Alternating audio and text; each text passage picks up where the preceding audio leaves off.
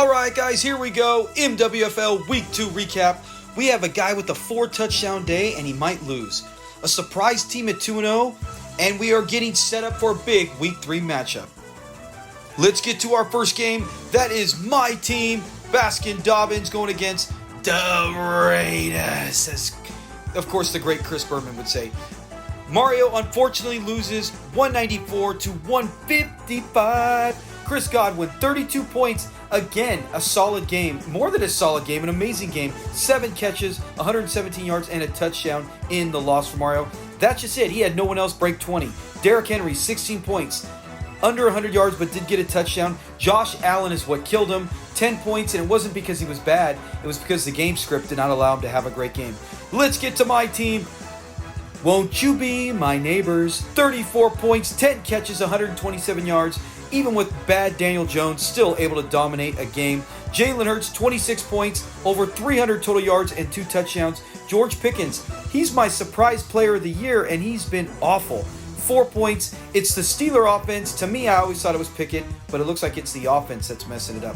Let's get to our next game, and that is Purdy like it's 1999 going against Cucaracha, and that is Austin Koo, who goes to 2-0 with a big victory. Kyler Murray, 31 points, over 300 yards, and 3 touchdowns against my Rams. Destroys them.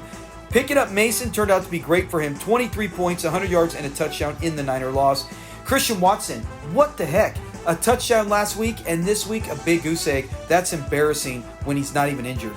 Deebo Samuel in the loss for Steve, 25 points. Broke 100 yards, but now he broke something else as he's going to be out for a few weeks injured.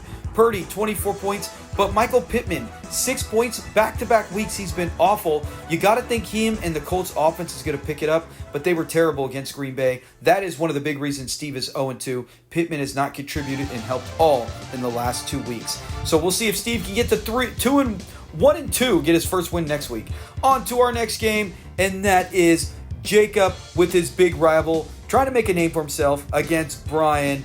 That is a sack of potatoes. So after last week, Brian was on cloud 9. This week, he loses in a very close game to his rival, 155 to 150 in the loss. He had Connor go for a whopping 25 points. Big game against the Rams. Zay Flowers doing what I thought he would do last week, 22 points, 90-plus yards, and a touchdown. Tyreek Hill is the big killer here. And we know this was the surprise. Josh Allen, hey, game script. They don't need him to throw. They needed Tyreek. They needed Tua, and Tua didn't go down to the 3rd, and Tyreek still didn't do anything. Great game by the Bills to take him out of it. Devontae Adams with that monster touchdown, the time we didn't know how impactful it would be, actually helped Jacob come away with the victory. 9 catches, 102 yards. We'll talk more about Adams later. Breece Hall, 25 points, over 100 total yards, 7 catches, and a touchdown. Jamar Chase, I don't know, man. That Bengal offense needs to get it going. Big victory for our defending champ to go to 1-1. Now we got another game.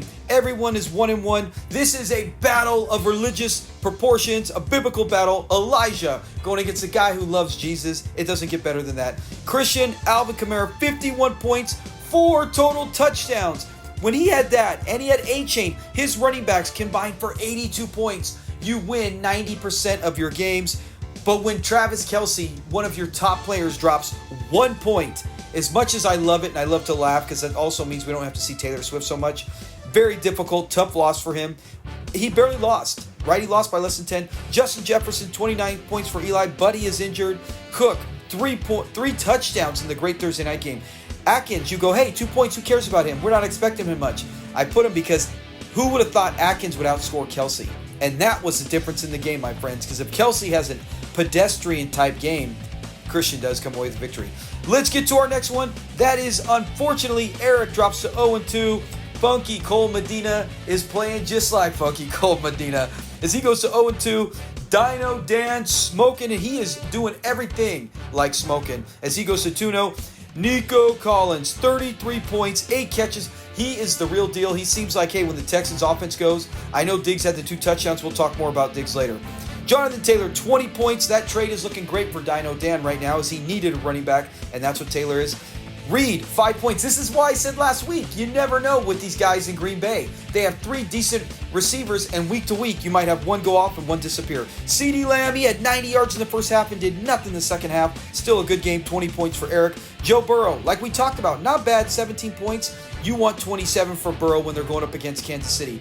Benson, only 2 points for the Cardinals. We know he's the running back of the future, but I guess as long as Connor's still available, they're going to give it to him as Eric drops to 0-2. Let's get to our other game, our final game. Nick goes to 2-0. Who would have thought? In his 2 victories, they are combined over 6 points. Great performance. In the end, if he makes playoffs, let's look back to these first 2 weeks. They could be huge keys in him getting there. Marvin Harrison Jr., welcome to the NFL. Finally, Kyler throws it to him. 35 points, 130 yards with 2 touchdowns. He had those 2 touchdowns like in the first 2 drives. Robinson, great game. I did not see that coming. 130 yards, 20 fantasy points. Mike Evans, you go, hey, it's not bad. 7 points, 3 for 42. But we would have liked to have seen a little more against Detroit. In the loss for EJ, St. Brown, welcome back as well. Big game for him. 30 points. They needed that. 11 catches, 119 yards. Makes up for last week's dud. George Kittle, 20 points, 76 yards, and a touchdown. Stephon Diggs, he had basically the same amount of receptions last week, 4, but this week he had no touchdowns. So with the Texans offense, you never know. Here's our MVPs of the week. The number 1 player was 51 points for Christian, the running back. He was the only one to lose. Everyone else on there, Nick, myself, Dino, and Jacob, all 35, 34, 33, and 32, all picked up victories, so the wide receivers carried the week for us, our teams. Best of the best, Dino Dan 2-0. He's 4th in the league in scoring, and it's a great matchup next week as he goes against Austin, who's 2-0, fighting for first place in that division. The only downside is Austin has multiple guys, superstars, injured. Nick, 2-0, alone in first place. I gotta admit, I did not see that. Congratulations to Nick. Enjoy that time in the top.